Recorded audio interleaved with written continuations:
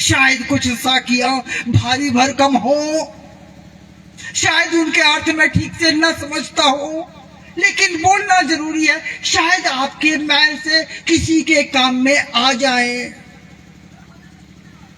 ब्रह्मा जाको पार न पावे, निरंजन करे खवासी। अरे शेष सहस्त्र मुख निश दिन गावे, सो भी पार न पासी। अरे अजर अमर वे परम पुरुष है, कहिए फूल सुवासी। इस बाड़े को आप समझ रहे हो? इतना विकराल, इतना विकट। इसीलिए तो भजन है ना, बड़ा विकट यम जाल, गुरु बिन कौन बतावे बाट। और वो बाट, जैसा हमारे चौहान साहब अक्सर कहते हैं कि एक पल का काम है, केवल जागना है। क्यों कहते हैं? क्योंकि दयाल भी यही है ना, कहीं दूर नहीं है। बाड़ा भी यही है, काल भी यही है, लेकिन सौभाग्य है आपका मेरा कि वो दयाल भी यही है। कैसा है? अजर अमर वे परम पुरुष है, कहिए फूल सुवासी। जैसे फूल के साथ में सुगंध, उससे जुड़ा हुआ ही होता है। सुगंध का फूल से अलग कोई अस्तित्व नहीं है। परमात्मा का इस जीव से अलग कोई अस्तित्व नहीं है। इस जीव के रूप में वास्तव में ये परमात्मा ही पीड़ा को भोग रहा है। समझ रहे? यदि मैं मुक्त होने का प्रयत्न नहीं करता तो मैं मेरे परमात्मा को भी पीड़ा दे रहा हूं, क्योंकि मैं अंश के रूप में, मैं अंश तो उसी का हूं, पीड़ा तो वही भोग रहा है साहब। किस तो वो भी रहा है अंश के रूप में। मैं कैसे कह दूं बेटा दुखी है तो बाप बड़े मजे में होगा? ऐसा तो नहीं हो सकता। वो भी जीव दुखित देखा संसारा, वो भी व्यथित होता है, वो भी दुखी होता है। इसीलिए सदगुरु की व्यवस्था की जाती। अजर अमर वे परम पुरुष हैं, कहिए फूल सुवासी।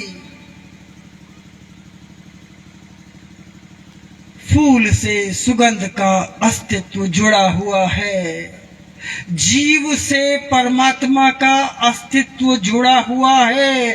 बीच का जो पर्दा है वो यदि अज्ञान है तो उस अज्ञान की व्याप्ति देखिए कितनी निराकार। यम बाड़ा बांधा, बाहर कोई जान न पावा। तीन लोक बाड़ा बिच किन्ने, ठोर ठोर रखवाल। किसी भी द्वार से जीव बाहर जाना चाहे तो जा नहीं सकता। इस व्यवस्था को कहते हैं काल।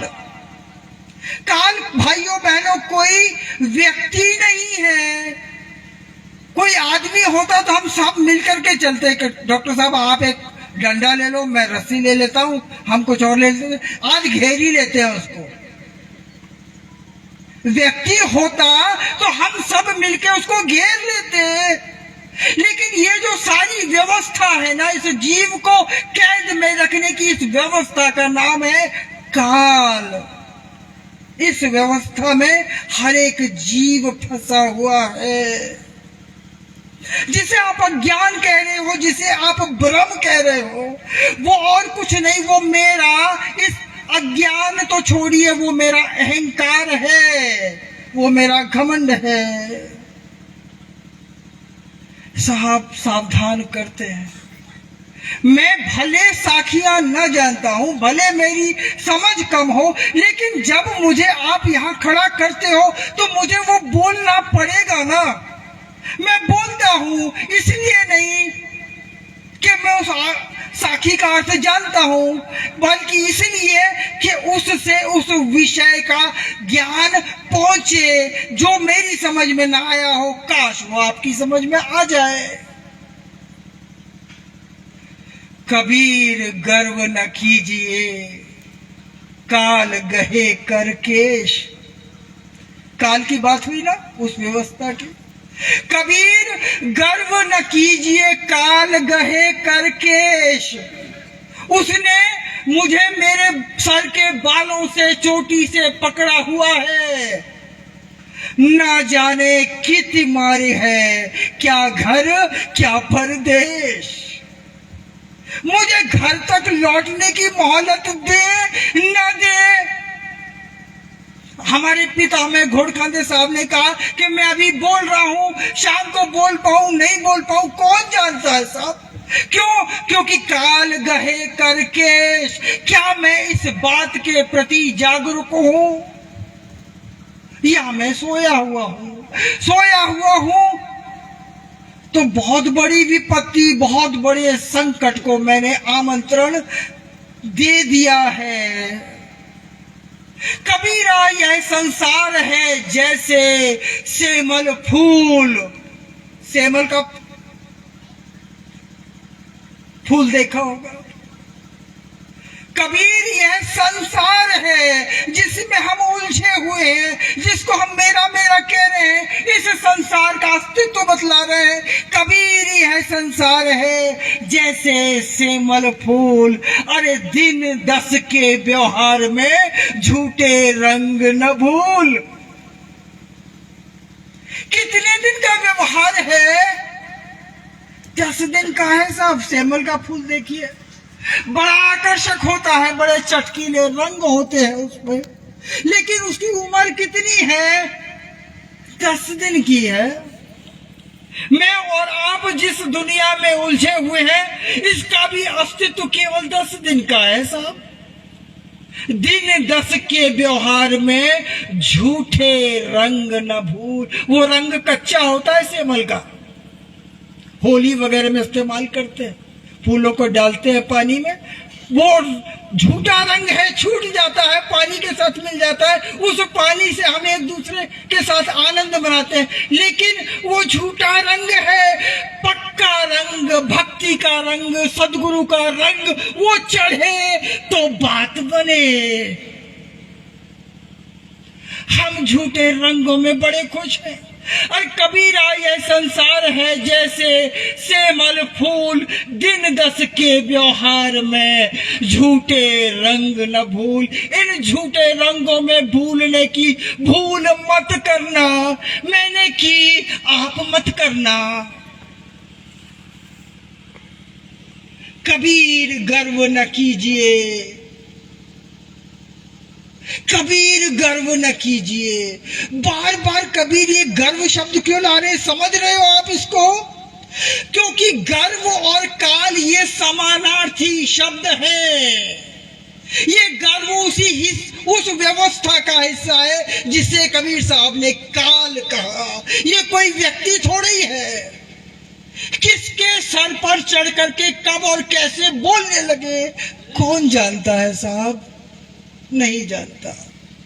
इसलिए कहते हैं मैं अपराधी जन्म का नक्शिक भरा विकार। तुम दाता दुख भंजन मेरी करो बार। पुकार तो करनी पड़ेगी ना, मैं कर रहा हूं। अवगुण मेरे बापू जी बख्शो गरीब नवाज। मैं तो पूत कपूत हूं, तुम ही पिता को लाज। गर्व ये प्रार्थना करने नहीं देता। काल ये प्रार्थना नहीं करने शब्द है ना, इसका विरुद्धार्थी शब्द यदि कोई है वो है दास। दास एक वो व्यवस्था है, दास भी एक शब्द नहीं है। दासत्व वो उस व्यवस्था का नाम है जो इतनी झीनी है, इतनी बारीक है, जो किसी प्रहरी के, किसी शिकारी की पकड़ में नहीं आती साहब। कबीर साहब तो कहते हैं मैं केवल दास नहीं हूं, हम दास दासन के दासा। केवल दास नहीं हूं, दासों का भी दास हूं। और इसलिए वो चक्की के पाट चाहे कितने भी विकराल क्यों ना हो, मैं इतना झीना हूं कि कोई भी स्थूल बड़ा पाट मुझे पीस नहीं सकता। मेरे सदगुरु बताया करते थे, बेटा परमात्मा को तू समझता क्या है? मैं बोला साहब ऐसे ही समझते, खूब लंबा चौड़ा होगा, बड़ा होगा। भाई परमात्मा है, छोटा मोटा कैसे होगा? वो बोलते नहीं, राई का 10वां भाग। कौन? परमात्मा। परमात्मा देखो बतला रहे, राई का 10वां भाग नहीं, ये भी बड़ा हो गया, ताका 20 एक राई के पहले 10 भाग करो, फिर उसमें से 1 भाग लो, उसके 20 भाग करो, फिर उसमें से 1 लो, उसके दोबारा 20 भाग करो, मतलब एक राई के कितने टुकड़े हो गए? 4000 टुकड़े। पहली बात तो हम में से किसी की ताकत नहीं कर राई को 4000 टुकड़ों में हम तोड़ सके। ये हमारी शिक्षा, योग्यता, पात्रता, इस सब के परे की चीज है। लेकिन यहां पर भी कबीर साहब रुके नहीं, वो कहते हैं याहूते सूक्ष्म कहिए इमी प्रगटे जगदीश। वो परमात्मा वो इतना झीना है, वो किसी भी प्रहरी के काल की भी पकड़ के बाहर है, काल भी उसको पकड़ नहीं सकता। इसे तो कहते हैं वह तो अचल अलेख एक है, ज्ञान दृष्टि में आया। काल के पास यदि ज्ञान दृष्टि होती तो परमात्मा को पकड़ लेता, लेकिन काल के पास वो दृष्टि नहीं है। इसीलिए यदि मेरा परमात्मा इतना महीन, इतना झीना है, तो मेरा व्यक्तित्व तो कितना झीना होना चाहिए। कबीर साहब कहते हैं हम दास दासन के दासा, और इसीलिए अगम अगोचर हमरे पासा, इसीलिए मेरे पास है। क्या कह रहे हैं? और झीना कर कहे कबीर मिही कर मनवा, अपने मन को झीना बना, छोटा बना, तुच्छ बना, जितना छोटा बना सकता है बना। कहे कबीर मिही कर, किसको? मनवा को बोल रहे हैं, मन तू छोटा बन। कहे कबीर मिही कर मनवा, अरे और मिही कह पावे, मर जीवा हो जल में बैठे। तू इतना छोटा बन जा, देखने वाले को लगे कि तू मुर्दा ही है, तेरा अपना तो कोई अस्तित्व है नहीं। हस्ती है तो मेरे सदगुरु की है, पहचान है तो मेरे सदगुरु की है, भला मेरी क्या पहचान? ये पहचान जो शब्द है ना, ये काल है। ये उस व्यवस्था का नाम है जहां पर हम आप हर एक अपनी अपनी एक स्वतंत्र पहचान बनाना चाहते हैं। अरे मेरी पहचान मेरा सदगुरु, मेरी पहचान मेरा परमात्मा, क्या ये पहचान छोटी मोटी है? लेकिन क्योंकि मैं परमात्मा को जानता नहीं हूं, करूं क्या? मैं अपनी एक अलग पहचान बनाने को निकल पड़ता हूं। कबीर साहब कहते हैं मर जीवा हो मन को मार डाल। हर एक पहचान छोटी बड़ी वो मन से जुड़ी हुई है। मन को झीना कर पहचान को मार डाल। मर जीवा हो जल में बैठ, फिर उतर तू घट के अंदर।